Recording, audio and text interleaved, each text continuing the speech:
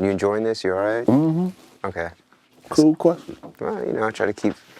Sometimes people talking about the past, it's like they get a little bored, but so I'm trying to, No, for me, it's just like giving the truth. You know what I'm saying? Like, you need to understand who Tim Mosley was. Let me show you what I had to overcome to get to a glory point, or not even reach my glory point yet, but look where I'm at. You know what I'm saying? But look at the obstacles that I had to face.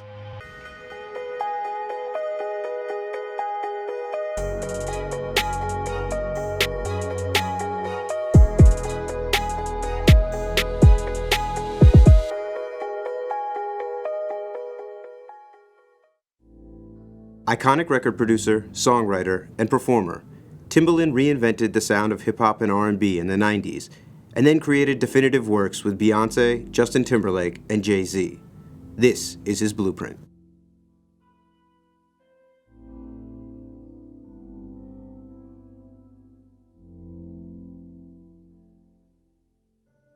Growing up, was there a person in your life that opened your eyes to the possibilities of being a musician as a profession?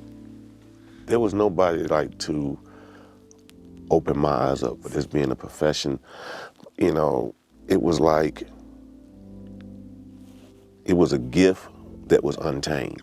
I had no guidance, but I had this amazing gift, so I didn't think that, because I was making a beat on a Casio keyboard, I didn't think a Casio keyboard would turn into this. What was the first beat you ever made?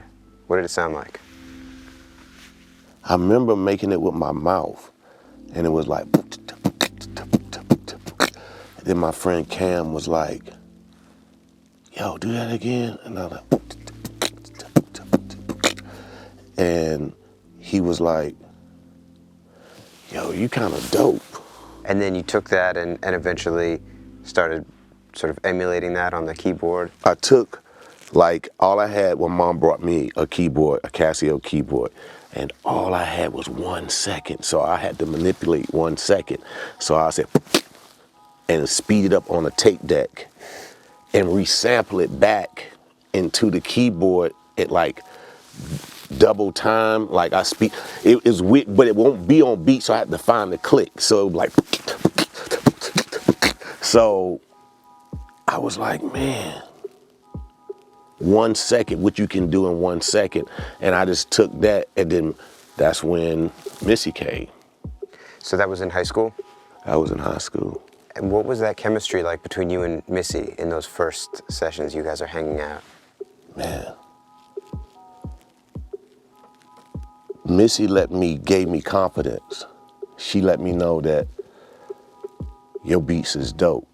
She used to hear it and sing over it, and that just like bugged me out. Like, I never heard that. I still, and it was like, what is this? So she introduced my ears to melody. And that's when I started hearing melody and then I started understanding rhythms of what I was doing. But it was her that kind of introduced me to being who I am today. So in high school, you're running with Missy, Pharrell is around, the Thornton brothers later, the Clips are there as well.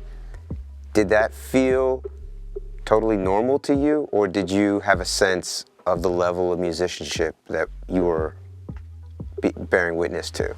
Man, I was so young. I didn't, like, it's like, I felt like a superhero when I watched like Marvels. I'm like, I'm this guy who has this power, but who didn't understand his power. I'm just a guy, we were just people that was always in our own zone. I knew Pharrell was dope because we made dope songs in our house, and he wrote this song, Look in the Water. Look in the water. I was like, man, you should always keep writing songs. And so we were just people just passing off ideas, never thought it would grow to be, at least I didn't. Missy introduces you to Devontae Swing from Jodeci. You're a teenager, they're grown men, very successful at that point. How did you ingratiate yourself to them and become a part of that whole scene? You know, Missy brought me in and she said, It's this producer that we want to bring in. Devontae, by the grace of God, was open to it. I came down there. I'm just like anybody else who might look up to me. I'm looking up to him like, man. So he's showing me the studio life. But then I started making beats, and when I was around him, he's like, you pretty dope. And when he said I was dope, I was like, whoa, this, you know, and it made me just want to better, but I wanted to watch him more, to learn more, so I can build my craft. Are you feeling like you are, like this is a viable option for as a career for you by this point? I always look at it like this. I always hear this story, and this story sticks with me. And I actually heard this person say it, and that's Quincy Jones. He didn't make Thriller till he was 50. He had records. Quite a few. Right? But when he made Thriller, the whole spectrum changed. Now, I take that same motto because look what he had to work with, and look what I got to work with. Everything that I couldn't do back then, I can do today because everything is available to me. Thriller could come in a different type of way. It's not the size of it, it's not what it sells. You know, those things are once of a lifetime, but it's about the moment. Speaking of Thriller moments, in 1996, you have the Aaliyah album and Ginuwine, and you introduced all of these really unorthodox sounds in the melody part. I mean, Pony, for example, that is, I believe, you doing the main melody, yes, right? I can't even take the credit for that. I got to say it was a plug-in. No, it wasn't even a plug-in. It was a module that nobody used, and I took two sounds and made that sound. I had one that said womp, and I just put it like a voice and wow, and then just gave it that sound. And I just sampled it and made it one. So I kind of did do it, but I didn't do it with my mouth. Okay. But the way I manipulated it to make it sound like it was my mouth. Do you know when you make a hit record? No. And I'm glad I don't, because I used to. Oh, that's a hit, that's a hit. And when you get caught up into that, it's like a spirit that comes with that. And it's like an arrogancy, you know what I'm saying? So I try to stay away from that because I got caught up into that. And when you get caught up into that, you just kind of like slack on your music. You slack on and you just take it for granted, and you think you something that you're not. The beauty of a hit is not knowing it's a hit, but you know it feels good. You know what I'm saying? So sometimes it's like you kind of can feel it, but it's always good to just be humble and just be like, you know, just love the music that you created. You know what I'm saying? And let it be. That's what got me to this point, is I let it be. I know it was a feeling. Like when I did Sexy Back, I knew it was a feeling. And everybody was like, that ain't it. I'm like, yes, it is. That's the one. After getting his footing with Missy, Aaliyah, and Jodeci, Timb found his voice and transitioned into the next chapter of his career with help from Sean Carter and a former boy bander. When you and Timberlake made Cry Me a River, how long from finishing that record did it take for you two to decide to work exclusively on the next record together?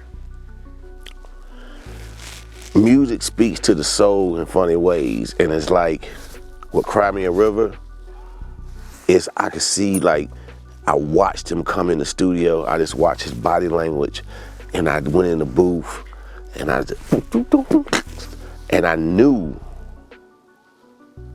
that sound would move him in a different way, because I knew the chemistry that we both had. I'm like, man, me and him got something. You know what I'm saying? Like, musically, we owned something. And it's like I didn't have to say it. It's like we both knew at that time. And that's how our team, formed. So when you make a record like Future Sex Love Sound, and it is this enormous moment, both musically and in pop culture, and the dust settles, and it's time to make the next record with that artist, how do you approach that, like, philosophically? what happened 5 years ago. It's like if I ain't seen you in 5 years and you see me in 5 years, it's the energy of two people. So it's the energy how you know what's gonna go next. You don't know, you just know it's either good or bad. You know what I'm saying? Like and then it kind of, you gotta, if it's bad, you gotta revisit. But every time with him, it's like I go off of his energy, what he feeling, he feel my energy, and we both look at each other like we say, just like how me and you ready? I'm like, yeah, I'm ready. What you want to do? I want to knock their heads off. How you want to do it? Yeah, go like, I think I got an idea, buddy. Let's go pull up some sound. And that's how we start. Another person who you've had many epic collaborations with is Jay-Z. When he first reached out for Volume 2, at the time, you hadn't really done very much straight rap music. You'd done a ton of R&B music, and a little bit with Magoo, but he reaches out. What was your expectation of what he was looking for? I didn't. I just followed his rhythm. He had an idea. He said, the first beat I did, and I heard him mumbling the rap. You know what? Who? So he started mumbling the flow. I was like, oh. So for me, I saw the cadence of what he was doing. And I said, oh, give me 5 minutes. I put on my headphones. Beep, beep, boop, boop, boop. Yeah, I said, there you go. He was like, in 5 minutes. He was like, I gave him the headphones, and he was like, and it fit to Jigga what? Jigga who? And that's when I knew we had chemistry. What do you feel like you bring out of him that is completely unique? With Jay-Z, it's like, he brings, like, for me, it's the challenge of his mind. So I'm like, let me challenge, see if he can flow to this rhythm. So he'll bring, because the way he flow and how he say and put the stories together, I wanted to put the music to match, to make the theme of the whole operation be like, this is a masterpiece. Like, bing, bring you to the clothes on my. It's like, I wanted to make how when he first said the rap to me, you know, on that song Holy Grail, and then Hey Papi. I remember we were somewhere, he's like, I think it was a Leah party, right, for her birthday, I believe. And he said, yo, I got this. I was in the shower, blah, blah, blah. And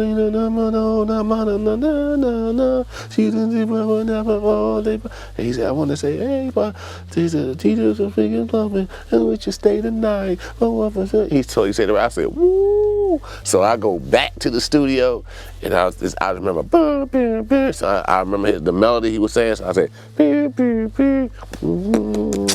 so I saw the vision for the rap. So it's like, he gave me kind of new ideas, you know what I'm saying? I had to kind of attack a beat in a way, you know? It was weird. And I think that I always wanted to make the sonics of my beats and the music behind the beats to match the theme of his raps. So we've talked a lot about how things have changed, particularly like in the technology. One of the big things is streaming. Is it frustrating that a huge part of your catalog with Aaliyah is not available to the world right now? It's not my catalog, you know what I'm saying? It's my music, you know what I'm saying? So I don't own, you know what I'm saying, when I can't control that. So and you're at peace with that?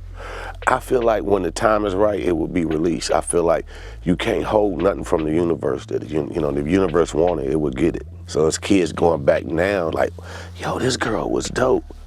Yeah, you know what I'm saying? So now might could be the time. Throughout, particularly those peak years of your career, you seem to sort of step in and out of trying to start a label. You had the Beat Club, and then you had the Mosley Music Group. Was being an executive not as fulfilling as you perhaps thought it could be? Man, when I look back at it, I think just not understanding the roles of life, you know what I'm saying? And I think I had a good ear, but I wasn't the guy to run a label. I can bring it in, I don't know how to function it, and didn't know how to ask for help to function. You get what I'm saying? Because ego. When I should have said, look, I don't know what I'm doing. How do we do this? Somebody help me. You know what I'm saying? Like, and Jimmy was the best mentor, you know, at that moment. Like, Tim, you know, you're so emotional. You can't be emotional going into business. He used to say that, you know what I'm saying? And I never understood it. And he always used to really, I remember, tried to sit me down and like, give me certain ropes. You should be doing this, I'm telling you. But me in my own head, thinking, no, you should be doing, no, you should be going, no, you should be, you know what I'm saying? And that's when, just inexperienced, just not ready. I had to build a team around me at the same time, like find what I'm good at and find what I'm not good at. And now I have that core base around just like I envisioned, and I'm growing just as well as they growing, but it's the right growth. And I think I'm on the right path now. By the late aughts, Tim's production was omnipresent, but as his artistic reach expanded, so too did his ego, testing his relationships and sense of balance along the way. Throughout this conversation, you've talked a lot about sort of a newfound perspective that you have, and you alluded to this coming in part from what you went through over the last few years in dealing with addiction. Can you tell me a little bit about what happened and what you've taken away from that? You know, I heard T.I. say once, and he's so right.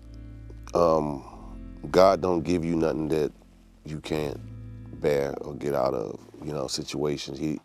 He don't put us in stuff that the self-destruction is. It's a matter of you being strong and understanding, like, you can get out of this. You know what I'm saying? You got in it, you can get out of it. So for me, I think one of my beauties or a gift that I love about me, a trait that if I had to, is when I put my mind to something, I really go. And even though I had an injury, you know, and that's how they get you. You know, you got an injury. It's like football players, you know, they get addicted, and you taking it and you get addicted. So this was getting shot? Yeah, like, you know, and then I started working, the arm started hurting. It's just weird. And next thing you know, you own it. One day, I remember clear as day waking up and being like, oh no, and that was it. What happened? I don't know. It's like, some people can relate. As hard as I can't really explain it. It's one of them things. Like it's a God gift. Like, to snap you out of it. Like, it's just like, no more. You hear a voice say no more, or like, and you just, I woke up and just went hardcore. I just said, bump that. What did you feel like the pills were medicating for you, like emotionally?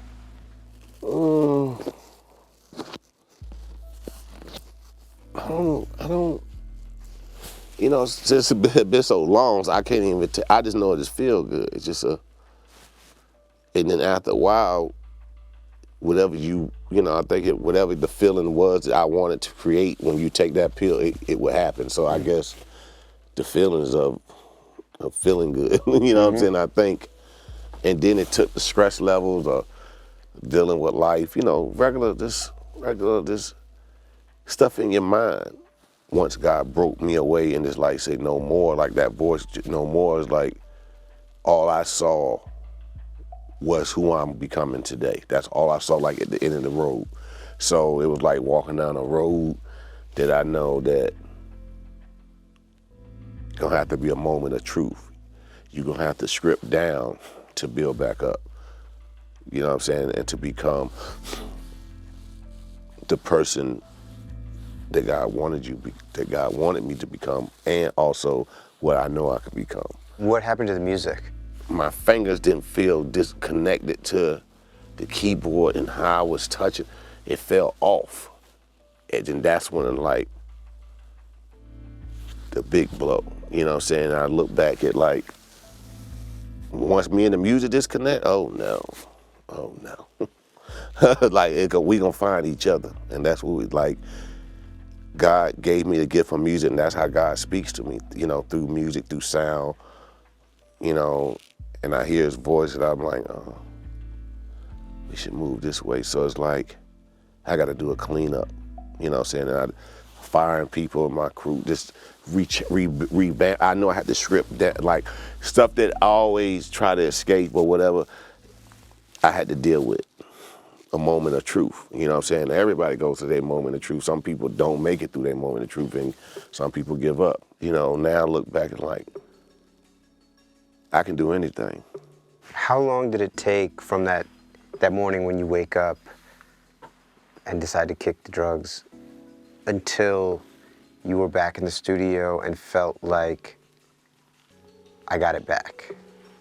I realized that I fell back in love with music again. So it's not about, what I realized is we didn't have the same love, mutual love before. So now it's like, it's not about getting it back, it's about loving it back. Like bringing it back into you, like doing what you always would have done when I was 12 years old. I feel like a kid again now when I do it. I'm like, I'll wake up in the middle of the night and I'm like, I ain't done this in a long time. So it's the stuff you haven't done in a long time, but still excites you like it was the first time. That's when you know you on to something. Would you characterize yourself as a competitive person?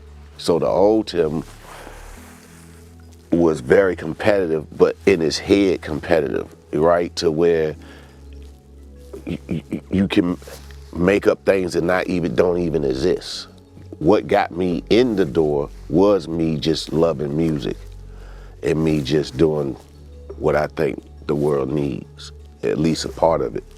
You know what I'm saying? So I feel like now I'm not competitive. I embrace all newness because it just makes me better. You know, when I see something like, oh, I didn't know you can do that. Then I'm like, oh man. And then, you know, people share information. Information is key. And these young producers really be knowing how to flip the computer and the sounds that I might not be savvy about, but hear it, but they're gonna show me the way how to do it. And I'm like, all you gotta do is that. It's like, so now I love to collaborate. Everybody got a strength. Somebody might do 808s, amazing. And then there's this guy who know how to make warped sounds that sounds different from anybody else. So you put all that, you put what I do, you put that all together, now you got a masterpiece. What does success look like for you today? Success looks like being humble, just enjoying the blessing as they come, and just never changing your MO. Like right now I'm at a peaceful level. I'm happy with myself. I'm changing myself every day. So for me, it's like, I rather start how when I first came in. You only good as your team. So my team, just keep that away from me.